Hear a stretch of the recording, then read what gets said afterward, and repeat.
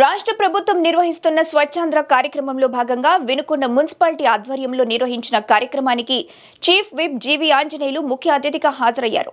హనుమాన్ నగర్లోని MPP school ఆవరణలో స్వచ్ఛాంధ్ర కార్యక్రమంలో భాగంగా మొక్కలు నాటారు. ప్లాస్టిక్ వాడకాన్ని నిషేధించి మన చుట్టూ ఉన్న పరిసరాలను కాపాడుకోవాలని స్వచ్ఛ ఆంధ్ర ప్రతిజ్ఞ చేశారు.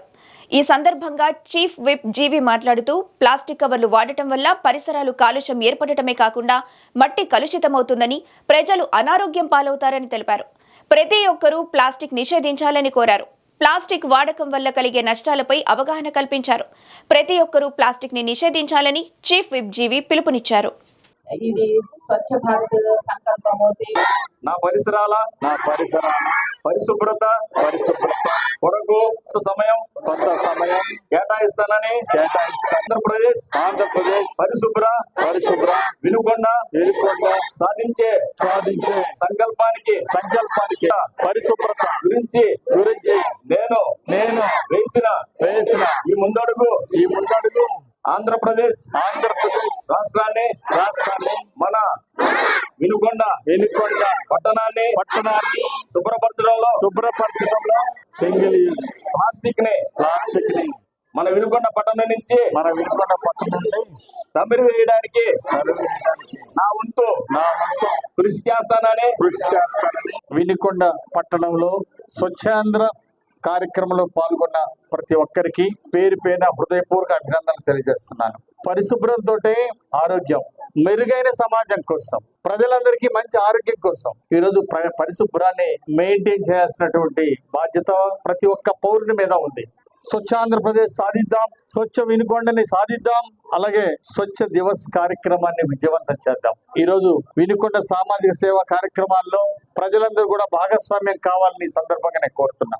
ఈ రోజు పరిసరాలను మనం పరిశుభ్రంగా ఉంచుకున్నప్పుడే మనం ప్రజలందరికీ ఆరోగ్యంగా ఉంటుంది. చెత్త కుప్పలు ఎక్కడెక్కడ పేరుకుపోతే అశుభ్రం పెరిగిపోతుంది, బ్యాక్టీరియా పెరిగిపోతుంది.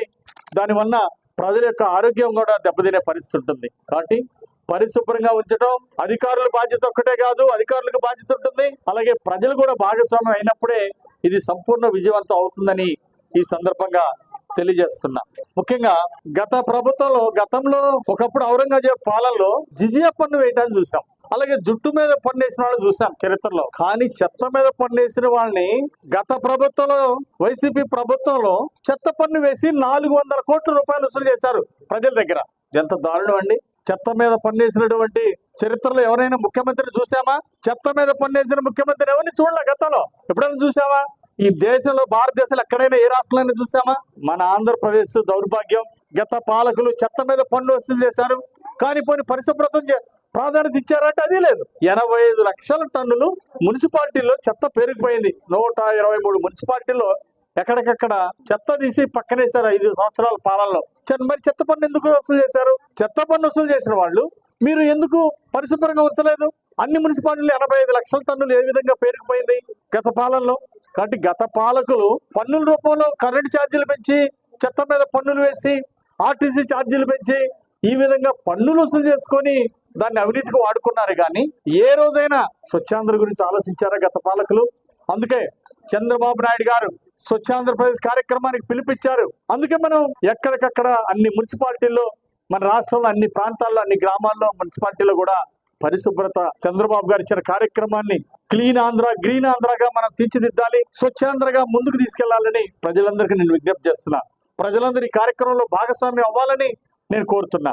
అలాగే ప్లాస్టిక్ వస్తువులు 120 మైక్రాన్స్ కు తక్కువ ఉన్నటువంటివి చాలా ప్రమాదం. మనం ఏదో తక్కువ రేటుకు వస్తున్నాయి అని చెప్పేసి దాన్ని వాడితే అవి భూమిలో కరిగిపోవు. అతి విలువైనటువంటి సంపద భూమి.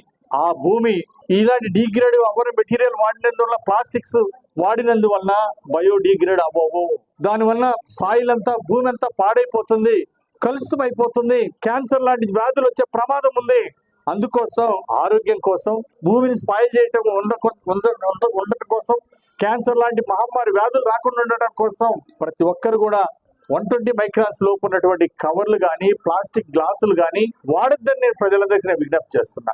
ఈ రాష్ట్రం అంతా కూడా మన రాష్ట్రం స్వర్గసీమగా మార్చాలి, మన రాష్ట్రం స్వచ్ఛాంధ్రప్రదేశ్ గా మార్చాలి, ఆరోగ్య ఆంధ్రప్రదేశ్ గా మార్చాలంటే, ఆరోగ్యంగా ఉండాలంటే దీనికి వ్యాపారస్తులు, అలాగే వినియోగదారులు ప్రజలందరూ కూడా సహకరించి ప్లాస్టిక్ వినియోగాన్ని తగ్గించి అసలు వాడకూడదని బయోడిగ్రేడబుల్ వాటి స్థానంలో బయోడిగ్రేడబుల్ బ్యాగ్స్ కానీ మెటీరియల్ కానీ వాడాలని ప్రజలందరికీ నేను విజ్ఞప్తి చేస్తూ ఆరోగ్యాంధ్రప్రదేశ్ సాధిద్దాం, స్వచ్ఛాంధ్రప్రదేశ్ సాధిద్దామని మీ అందరికీ మనవి చేసుకుంటూ ఈ రోజు ఈ కార్యక్రమంలో పాల్గొన్న ప్రతి ఒక్కరికి పేరు పేరున అభినందనలు తెలియజేస్తూ చెత్త పన్ను తీసేసి చట్టాన్ని చేసినటువంటి చంద్రబాబు గారికి ధన్యవాదాలు. ఆనాడు గత పాలనలో చెత్త పన్ను వేసి 400 కోట్లు వసూలు చేస్తే ఈరోజు చంద్రబాబు గారు చెత్త పన్ను తీసేసి ఓ చట్టం తీసుకొచ్చారు చెత్త పన్ను వసూలు చేయొద్దని.